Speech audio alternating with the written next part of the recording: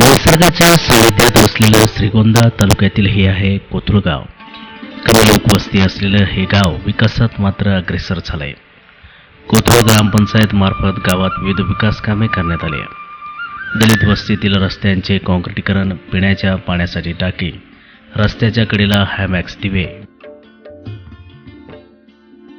विहिरीपासून पाण्याच्या टाकीपर्यंत पाईपलाईन, स्मशानभूमीत हँडपंप, मोडकळीस आलेल्या अंगणवाडीची दुरुस्ती, गाव हागणदारी मुक्त करण्यासाठी शौचालयांचे बांधकाम, ग्रामपंचायत कार्यालय तसेच गावातील समाज मंदिरासमोर पेवर ब्लॉक, स्मशानभूमीचे नूतनीकरण, गावात सुसज्ज सभामंडप इत्यादींसह अनेक विकास कामे कोथरूड ग्रामपंचायतीने केली. तसेच अपंगांना व्हीलचेअर वाटप, त्याचप्रमाणे गावातील लाभार्थ्यांना समाज कल्याण मार्फत पिठाची गिरणी आणि सायकलचे वाटप देखील ग्रामपंचायत मार्फत करण्यात आले. त्याचप्रमाणे रमाई आवास योजनेअंतर्गत 13 घरकुलं तर प्रधानमंत्री आवास योजनेअंतर्गत 8 घरकुलं अशा 21 घरकुलांचे वाटप देखील ग्रामपंचायत मार्फत करण्यात आले. गावात पाणी अडवण्यासाठी अनेक बंधारे बांधण्यात आले.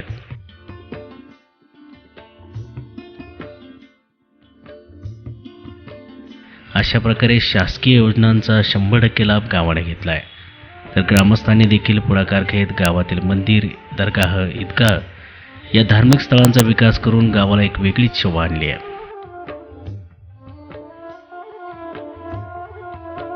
मी ज्ञानेश्वर लाटे, माजी सरपंच कोथरूड. सध्या मी ग्रामपंचायतमध्ये सदस्य आहे.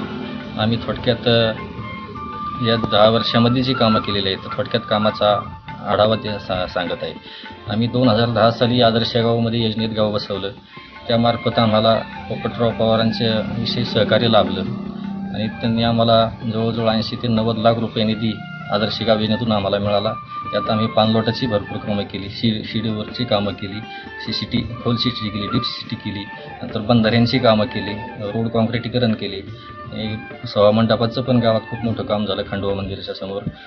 नंतर आम्ही ग्रामपंचायतमार्फत सुद्धा भरपूर गावात कामं केली. एकही रुपया निधी आमचा माघारी जाऊ दिला नाही. ह्या 5 वर्षामध्ये आम्ही दलित वस्ती अंतर्गत आमच्या 4 दलित वस्ती आहेत. 4ही दलित वस्ती आम्ही पाण्याच्या टाक्या दिल्या, बोर दिली, परत हायमॅक्स त्यांना दिवी दिली. शिडीवरची कामं होती सीसीटीची ती पण त्यांची भरपूर बांधबंदिस्ती सगळं करून दिलं.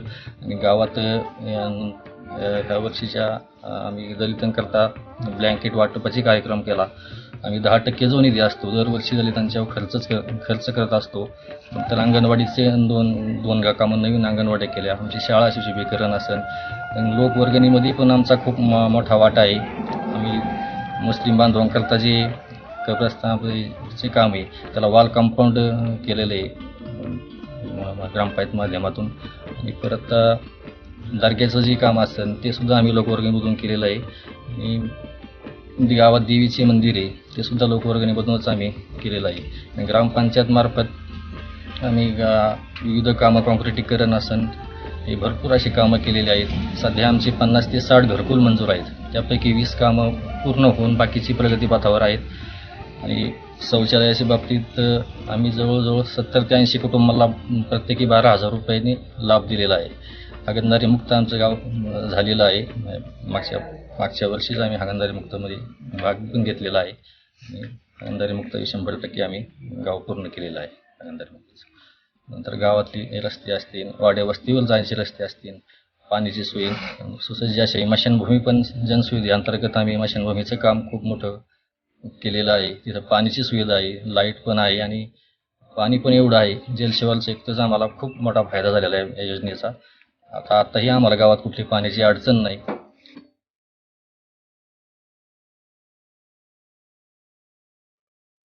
श्री खंडेराया हे कोथरूड गावचे ग्रामदैवत. गावाजवळील उंच डोंगरावर निसर्गाच्या सानिध्यात खंडेरायाचे हे अत्यंत जुने मंदिर आहे. या ठिकाणी भक्त मनोभावे दर्शन घेतात आणि आपले नवस बोलतात आणि नवस्पूर्तीही करतात. त्याचप्रमाणे दर रविवारी भक्त आपल्या इच्छेप्रमाणे या ठिकाणी अन्नदान करतात, ज्याचा लाभ खंडेरायाच्या दर्शनासाठी आलेले भाविक घेतात.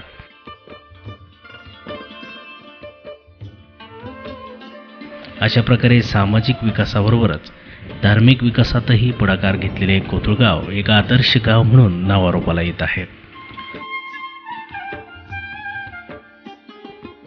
प्रतिनिधी गणेश गाडेकर, माय न्यूज, श्रीगोंदा.